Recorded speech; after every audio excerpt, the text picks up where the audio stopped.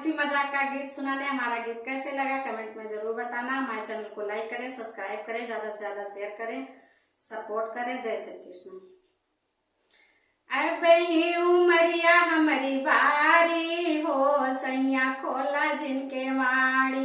अब ही उमरिया हमारी बारी हो, सैया खोला जिनके माड़ी।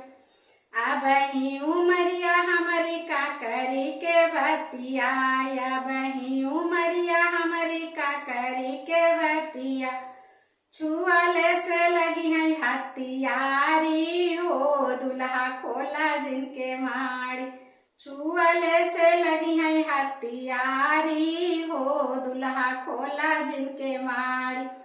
अब ही उमरिया हमारी बारी हो, सैया खोला जिनके माड़ी।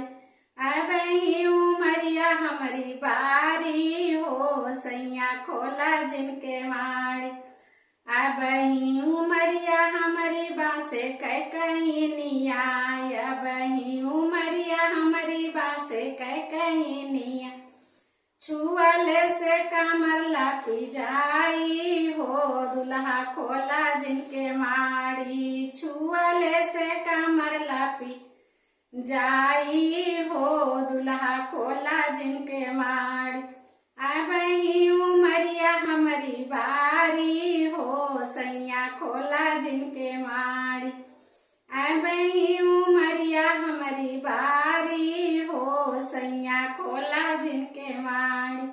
अब ही उमरिया हमारी नेनुआ के बतिया, अब ही उमरिया हमारी नेनुआ के बतिया।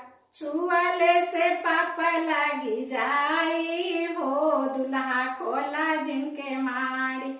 छुअले से पाप लगी जाई हो, दुल्हा खोला जिनके माड़ी।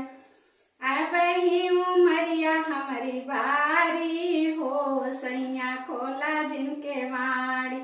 अब ही उमरिया हमारी बारी हो, सैया खोला जिनके माड़ी।